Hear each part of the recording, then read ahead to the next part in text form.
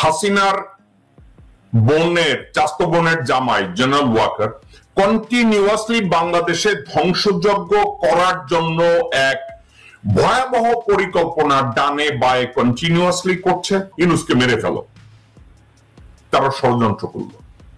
কি ষড়যন্ত্র করলো? ইউনূস সাহেব প্ল্যান করলেন, হঠাৎ করে উনি ফেব্রুয়ারি মাসের 10 তারিখে অলমোস্ট কনফার্ম, কাউকে জানালেন না যে আমি আয়নাঘর দেখতে যাব। হঠাৎ করে উনি বললেন আমি আজকে যাবই। যখন উনি বললেন যাবই, তারা আগের থেকে ওখানে টাইম বোমা সেট করে রাখলো। টাইম বোমা সেট করে রাখলো। ডক্টর ইউনূস সাহেব উনি চিন্তা করলেন আমি ওখানে যাব। ওখানে যাওয়ার আগে আন্তর্জাতিক ট্রাইব্যুনালে তাজুল ইসলামকে সহ আরো ইনভেস্টিগেটরদের সহ ওনারা ওখানে যাবেন। জেনারেল ওয়াকার ওখানে টাইম বোমা সেট করালেন যাতে একত্রে ডক্টর মোহাম্মদ ইউনূস, তাজুল ইসলাম সহ আন্তর্জাতিক ট্রাইব্যুনালের প্রত্যেকটা লোক যেন ওখানে অ্যাসাসিনেট করা যায়। টাইম বোমা সেট করলেন। ডিজিএফআই লোকজনরা আয়নাঘরের দায়িত্ব নিয়োজিত হায়নারা বলল আমরা জানি না। দর্শকবৃন্দ, আমরা জানি না। বোমা সেট করে রাখার পরে ওই হায়নারা বলছে আমরা জানি না এই টাইম বোমা কোথা থেকে আসছে।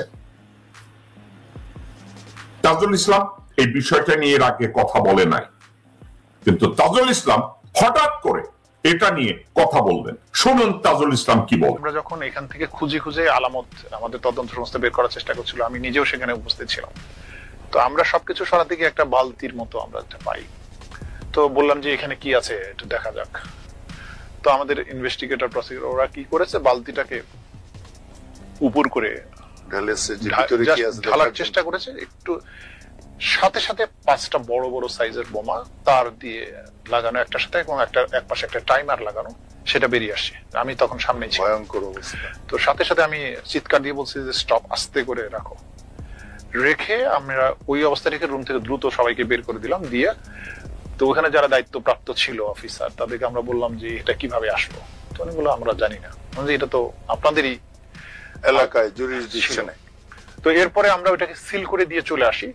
চলে এসে পরের দিন 26শে জানুয়ারি আমরা bomb disposal unit rapid action ব্যাটালিয়নকে আমরা চিঠি দেই যে এখানে এই জিনিস আছে, এটা আপনি তাড়াতাড়ি নিষ্ক্রিয় করার ব্যবস্থা করেন। 27শে জানুয়ারি ওনাদের পুরো টিম গিয়ে বোমাগুলোকে বের করে নিয়ে এসে নিষ্ক্রিয় করেন, এবং এর পুরো জিনিসগুলো কিন্তু আমরা ভিডিও চিত্র ধারণ করেছি। এই ব্যাপারে জিডি হয়েছে, ওই বোমাগুলোর যে বিস্ফোরণের পরে আলামত সেগুলো জব্দ আছে, এভরিথিং ইজ ফুললি ডকুমেন্টেড।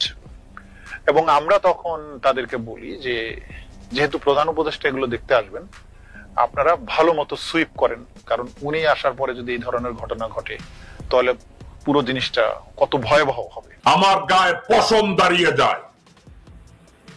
আমাদের চোখের সামনে ডক্টর মোহাম্মদ ইউনূসকে অ্যাসাসিনেট করার মতো দুঃসাহস দেখানোর পরে এই কুত্তার বাচ্চা এখনো সেনা প্রধানের চেয়ারে বসে আছে, চুপ্পু এখনো বঙ্গভবনে বসে আছে। আমি 110% শিওর এই ষড়যন্ত্রের সাথে চুপ্পু জড়িত, এই ষড়যন্ত্রের সাথে ওয়াকার জড়িত, এই ষড়যন্ত্রের সাথে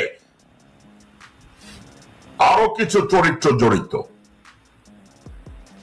এই ষড়যন্ত্রের সাথে বিএনপির উচ্চ পর্যায়ের কিছু লোক জড়িত, যারা প্রতিদিন সকালে, সন্ধ্যায়, দুপুরে, গভীর রাতে স্রেফ একটা কথা বলে, ডক্টর ইউনূসকে সরাতে হবে, নির্বাচন চাই। এরাও জড়িত। আমরা শুধু কথায় কথায় বলি আওয়ামী লীগের বিচার করতে হবে, গুম খুনের বিচার করতে হবে, ইলিয়াস আলীর বিচার করতে, ইলিয়াস আলী গুম খুনের বিচার করতে হবে, যে ইলিয়াস আলীর খুনের সাথে সরাসরি মির্জা আব্বাস জড়িত। ইলিয়াস আলীর খুনের সাথে আব্দুল আওয়াল মিন্টু জড়িত। ইলিয়াস আলীর খুনের সাথে সাদেক হোসেন খোকা এবং তাদের চালাচামুন্ডা জড়িত। ইলিয়াস আলীর হত্যার সাথে ভালো জড়িত। ওয়াকার বলেছে সে দেশে শান্তি আনবে, এবং কতগুলো অদূরদর্শী রাজনীতিবিদ, অদূরদর্শী লোকজন, অদূরদর্শী বেকুবরা বসে আছে। ওয়াকার বাংলাদেশের সালভেশন নিয়ে আসবে, রাজনীতিতে সালভেশন নিয়ে আসবে, রাজনীতিতে রিফর্ম নিয়ে আসবে। ডক্টর মোহাম্মদ ইউনূস দায়িত্ব নেওয়ার পর থেকে ওয়াকারের ধান্দাবাজি, রয়ের ধান্দাবাজি ধীরে ধীরে প্রকাশ পাওয়া শুরু করলো। যখন রয়ের ধান্দাবাজি প্রকাশ পাওয়া শুরু করলো, তাদের সামনে একটা এলিমেন্টস ছিল। সে এলিমেন্টসটা কি? কোন একটা অজুহাত দিয়ে ডক্টর মোহাম্মদ ইউনূসকে যদি অ্যাসাসিনেট করা যায়, এই অ্যাসাসিনেশনের প্ল্যানের পার্ট ছিল, পার্টিকেল ছিল এই টাইম বোমাগুলো ওখানে সেট করা। ডক্টর মোহাম্মদ ইউনূস হঠাৎ যদি ওখানে গিয়ে ঢুকে পড়ে, জাতিসংঘের লোকজনরা যদি ঢুকে পড়ে, তাজুল ইসলাম যদি তার টিম নিয়ে ঢুকে পড়ে, সমূলে তাদেরকে মেরে ফেলা হবে। ওয়াকার ব্যাখ্যা দিবে এখানে আগের সরকার কি করে গেছে আমার জানা ছিল না। ঠিক যেমনি টাইম বোমা পাওয়ার পরে ওখানকার লোকজনরা বলেছে আমরা জানি না, আমরা জানি না। এটা থেকে কি আইএসপিআর কোন বিজ্ঞপ্তি দিয়েছে? ওখানে যে টাইম বোমা পাওয়া গিয়েছে তাজুল ইসলাম প্রসিকিউশনের স্বার্থে, তদন্তের স্বার্থে তাজুল ইসলাম এটা নিয়ে কথা বলে নাই, সেটা দেশপ্রেমিকের পরিচয় দিয়েছে। কিন্তু এটা নিয়ে general Waker, ISPR, DGFI, NSI, CID, DB কোন মন্তব্য করেছে? ডক্টর আসিফ নজরুল কোন মন্তব্য করেছে? দর্শকবৃন্দ, একটা কথা, আমরা বাংলাদেশিরা কিভাবে লোকজনদেরকে বুঝালে তারা একটা জিনিস বুঝে। জেনারেল ওয়াকার 17 বেঙ্গলের অ্যাক্টিং সিও হিসাবে সোলজারদের সহ দাঁড়ায় থাকলেন পিলখানায়, ভিতরে ঢুকলেন না। বলা হলো আপা নিষেধ করেছে, ঢোকা যাবে না। এই জেনারেল ওয়াকার মেজর অবস্থায়, জেনারেল ওয়াকার তার ব্রিগেড কমান্ডার হাকিমকে, ব্রিগেডিয়ার জেনারেল হাকিমকে ডিসওবে করলো, ডিসিপ্লিন ব্রেক করলো, তারপরেও তাকে ওখানে রাখা হলো, তাকে ব্রিগেড কমান্ডার বানানো হলো 46-এর। লন্ডনে কোর্স করতে যাবে, ভর্তি পরীক্ষায় পাস করে নাই, ডোনেশন দিয়ে তাকে ওখানে ভর্তি করানো হলো। ভারতে পাঠানো হলো এমএসজি, র, ভারতের সেনাপ্রধান, ভারতের প্রতিরক্ষা সচিব, তাদের সাথে 9 বার তাকে ভেটিং করানো হলো, তারপরে তাকে আর্মি চিফ বানানো হলো।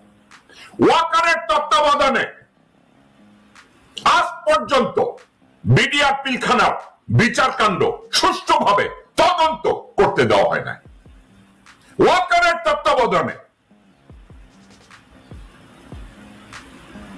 জনগণের উপরে হেলিকপ্টার থেকে গুলি করে আমার মা বোনদের বুককে ঝাঁঝা করে দিয়েছে, বাচ্চাদেরকে মেরে ফেলেছে, শিশুদেরকে মেরে ফেলেছে, মাকে গুম করেছে, বাবাকে গুম করেছে, সন্তানদেরকে গুম করেছে, যা প্রত্যেকটা অপকর্মের সাথে ওয়াকার জড়িত। ওয়াকার এবং জেনারেল মুজিব, যে মুজিব বিশ্ববিদ্যালয়ে গিয়ে সারে জাহাজে আচ্ছা গান গেয়েছে, তারেক সিদ্দিকীর গুণ তারা এখনো ওখানে বসে আছে বাংলাদেশে ধ্বংসযজ্ঞ চালানোর জন্য তৈরি করা হয়। ডিজিএফআই আর্মি চিফের কমান্ডের মধ্যে, এখতিয়ারের মধ্যে, জুরিসডিকশনের মধ্যে পড়ে না। আমি